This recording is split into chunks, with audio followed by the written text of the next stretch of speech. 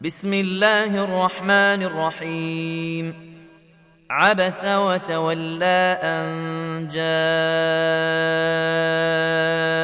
الأعمى وما يدريك لعله يزكى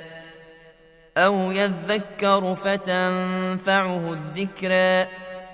أما من استغنى فأنت له تصدى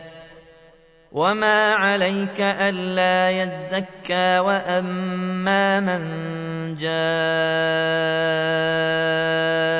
يسعى وهو يخشى فأنت عنه تلهى كلا إنها تذكرة فمن شاء ذكره في صحف مكرمة مرفوعة مطهرة بأيدي سفرة كرام بررة قتل الإنسان ما أكفره من أي شيء خلقه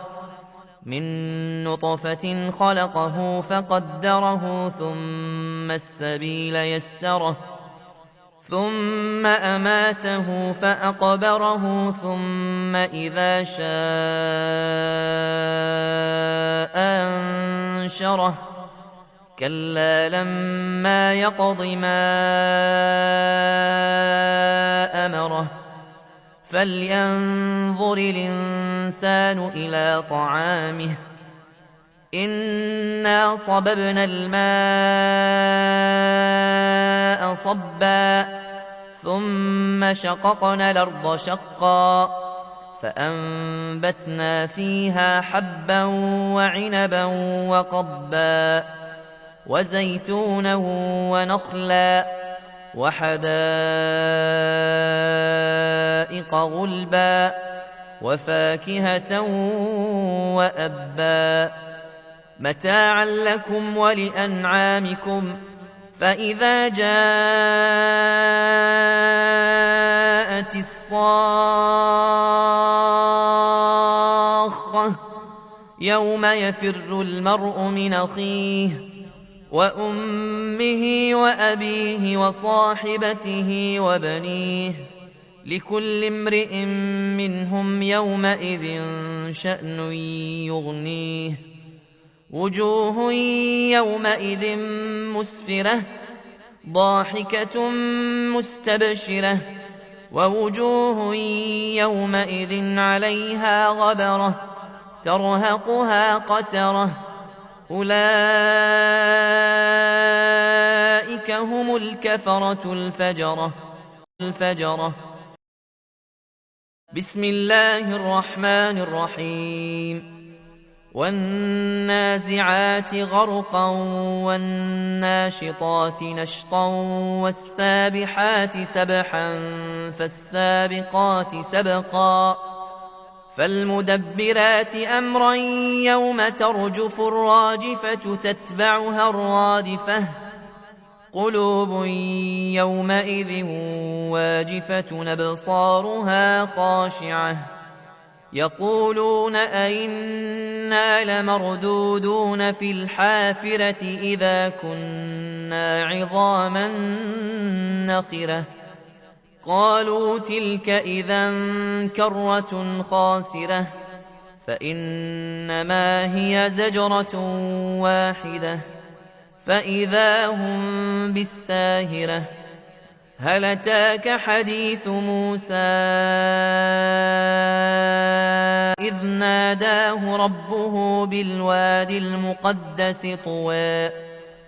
اذهب إلى فرعون إنه طغى فقل هل لك إلى أن تزكى وأهديك إلى ربك فتخشى فأراه الآية الكبرى فكذب وعصى ثم أدبر يسعى فحشر فنادى فقال أنا ربكم الأعلى فأخذه الله نكال الآخرة والأولى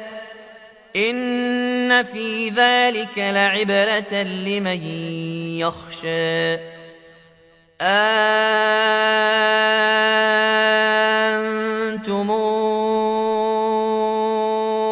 أشد خلقا من السماء بناها رفع سمكها فسواها وأغطش ليلها وأخرج ضحاها والأرض بعد ذلك دحاها أخرج منها ماءها ومرعاها والجبال أرساها متاعا لكم ولأنعامكم فإذا جاءت الطامة الكبرى يوم يتذكر الإنسان ما سعى وبرزت الجحيم لمن يرى فأما من طغى وآثر الحياة الدنيا فإن الجحيم هي المأوى وأما من خاف مقام ربه ونهى النفس عن الهوى فإن الجنة هي المأوى يسألونك عن الساعة أيان مرساها فيم أنت من ذكراها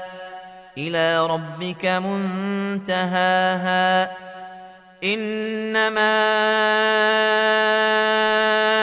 أنت منذر من يخشاها كأنهم يوم يرونها لم يلبثوا إلا عشية أو ضحاها